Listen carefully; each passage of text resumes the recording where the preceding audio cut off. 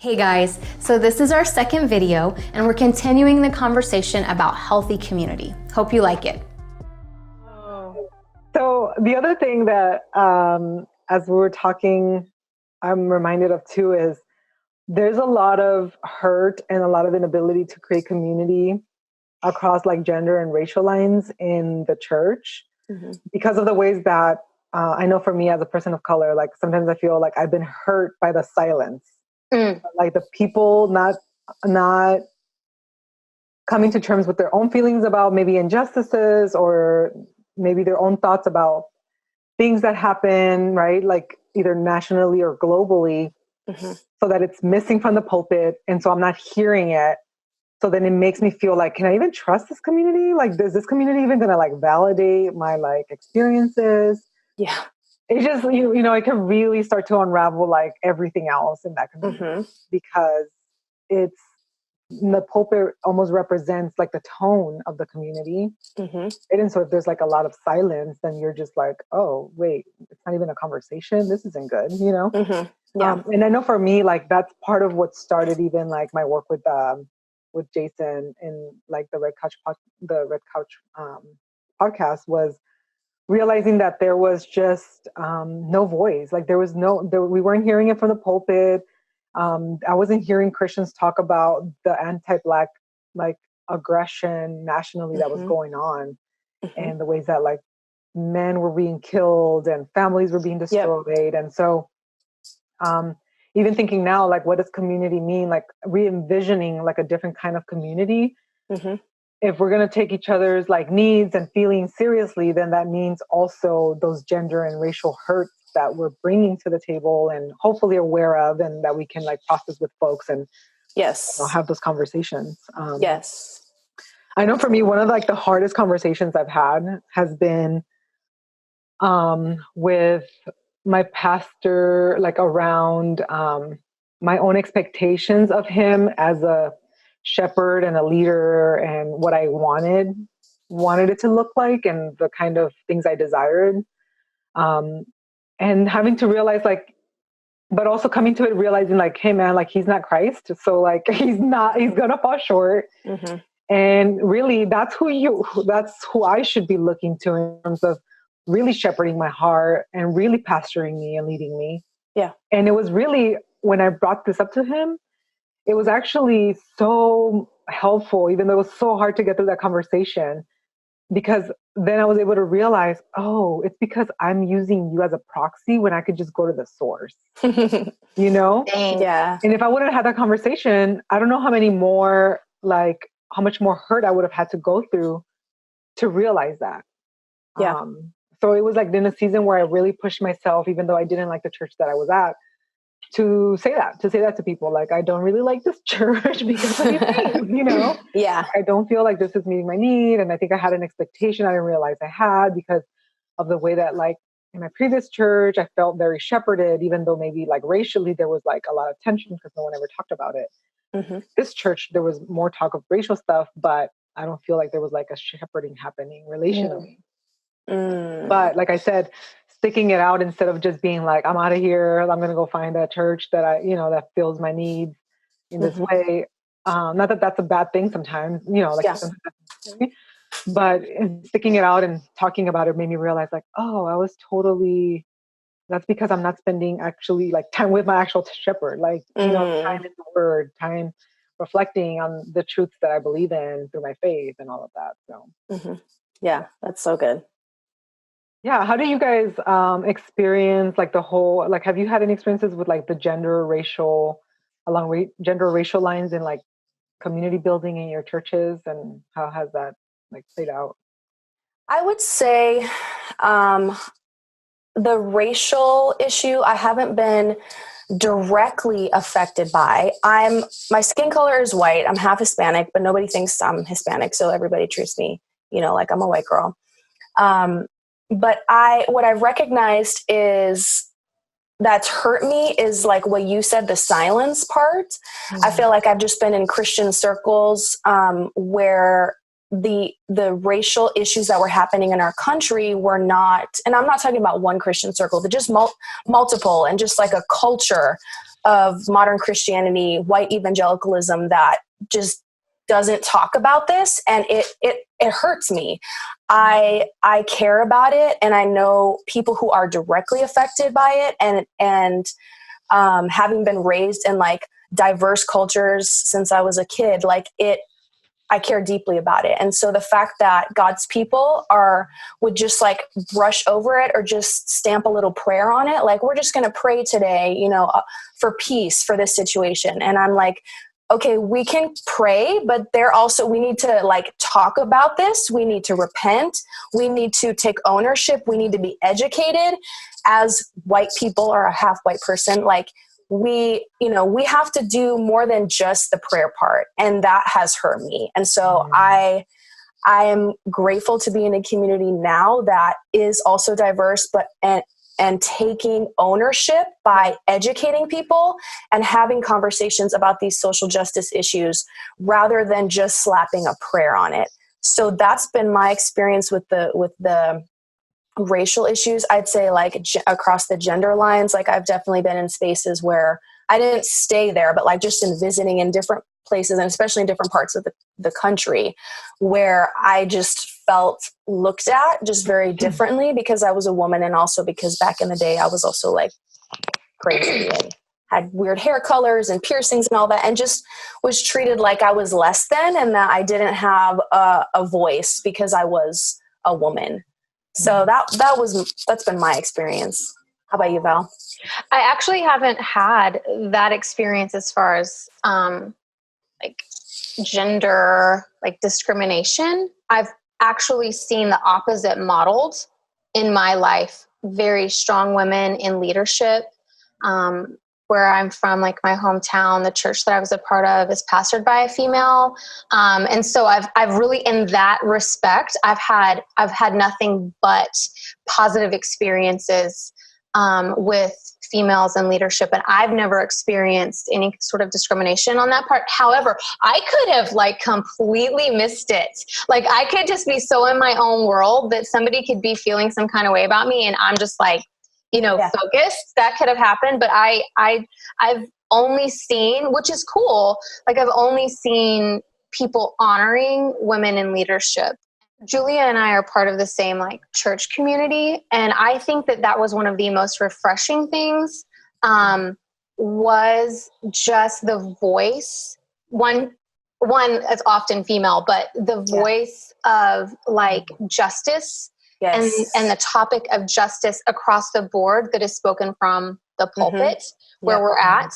And so when you're in it and you're hearing it, that's such a stark contrast when you don't hear it, when there's silence, or when there's like that unspoken agreement, or like, that attitude where it's like, just be quiet, like stop talking about this. Like we're tired of these like racial conversations. Like you can kind of sense that undercurrent. Yes. So I've seen such a stark contrast being in the church community that we're at. It makes the other so obvious. Yeah. And then it's just like, wow, really? Yeah. Like still, like, I think that's what I feel like a lot. I'm like, still, like this is still happening. And I know that being white, that's such a like stupid cliche, like thing to say. Like this has been happening and that's the problem. So it's still for me, but it's been. Yeah. Yeah. I feel like another thing that came up for me that really bothers me, if I can just say that, is like, even in church communities that, value diversity, value these, being educated on these social justice issues and taking action, I feel like there's just a lack of misrepresentation in the church. Like, I just feel like I've been to so many conferences where even where those things are of value, the people on the platform are mostly white. The people that are the conference speakers, the people, you know, it's all coming from a white perspective. And I feel like I'm grateful that like our community is like intentional about representation in conferences that we host and you know, different speakers that have a different background. And I just feel like it needs to happen more. I feel like it happens maybe in some places in Los Angeles, but just in the rest of the country, it like doesn't happen. And it really bothers me. I'm like, there's other perspectives here. We need to hear from people who are not just white. Yeah.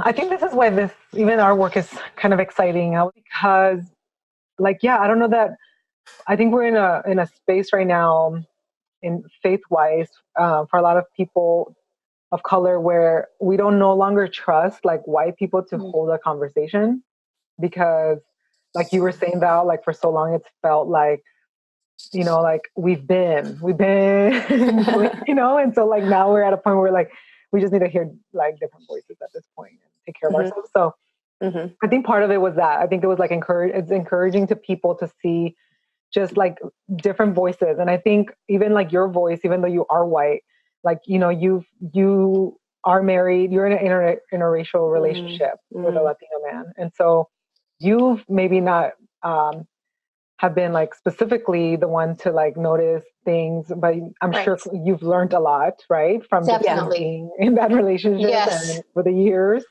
Because you guys are vets in your relationship. So like, even that, like, you know, having that experience already and like coming from that is already like so many like ages ahead of like some of the people that we have to hear from.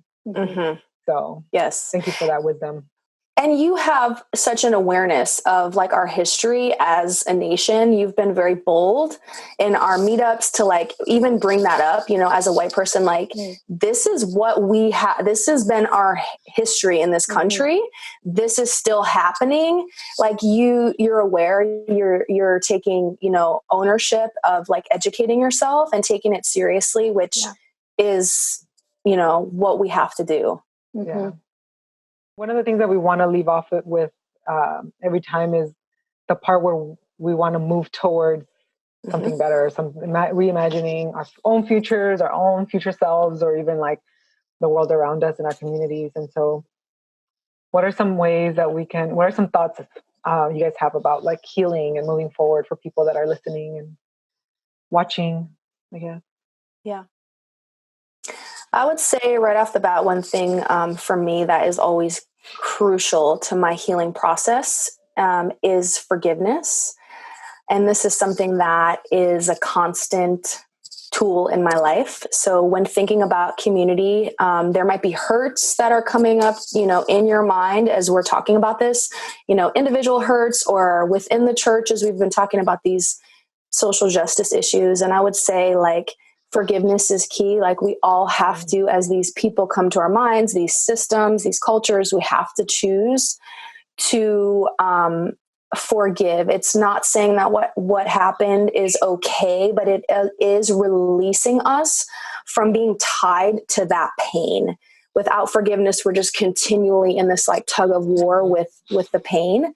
So I would say forgiveness, and then also for me, this is just because I really value those difficult conversations. I would say like for all of us to ask ourselves, like in moments where we want to pull away and not have the conversation, to really check in with ourselves and ask, what is causing me to not want to have this conversation? And really be open to the Holy Spirit showing us, because sometimes it's fear and self-protection, which actually isn't for the relationship. It's for our own comfort. And we need to be convicted by that and be willing to fight for a relationship that we do consider, you know, safe and close.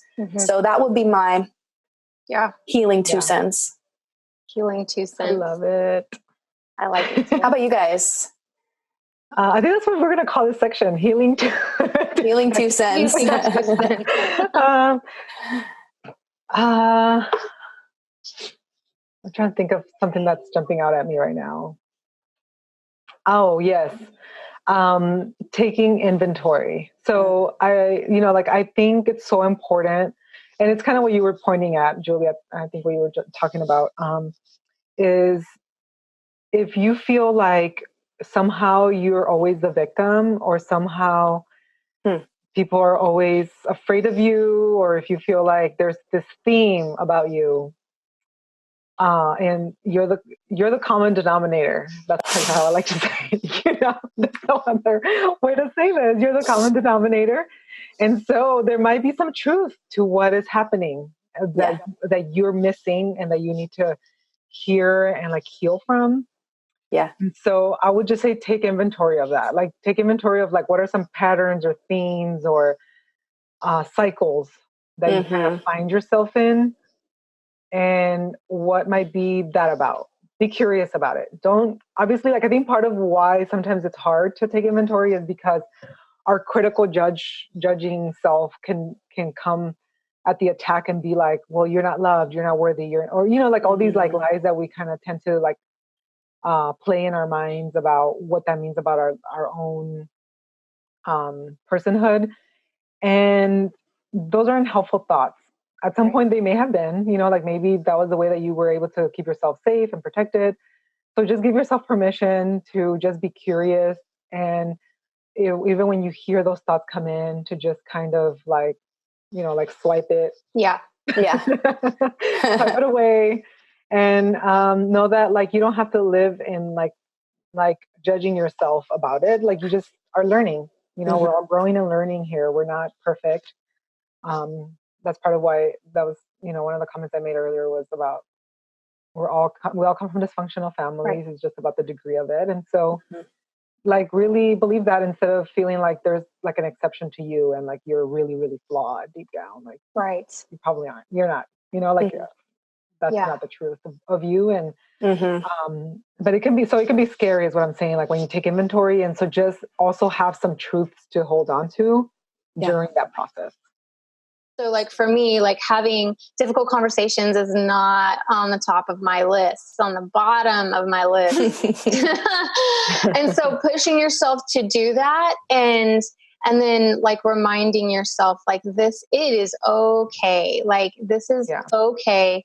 But I think just that whole education part, like educating yourself about yourself and others, so that you can grow, so that you can move forward. Because we don't have it all. Like we don't know everything. We didn't, like we don't have all of the information. And so there's always room to grow. There's always like something new to learn.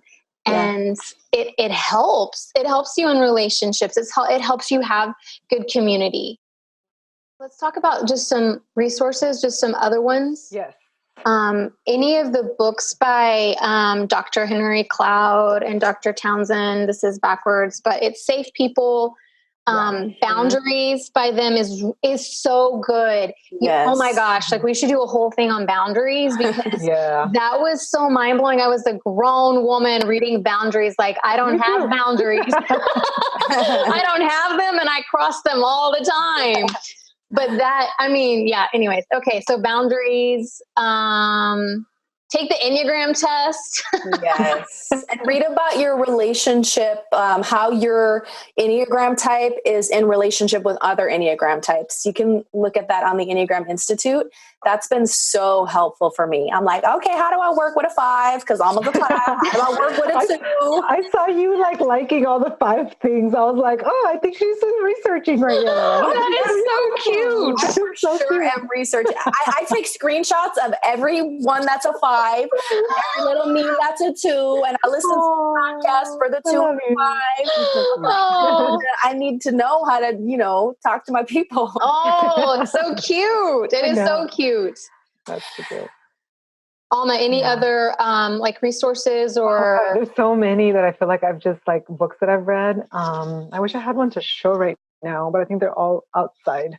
But one that I just got, Rhythms of Renewal by Rebecca Lyon. Like, so I think that's Lance, maybe it might be with an S.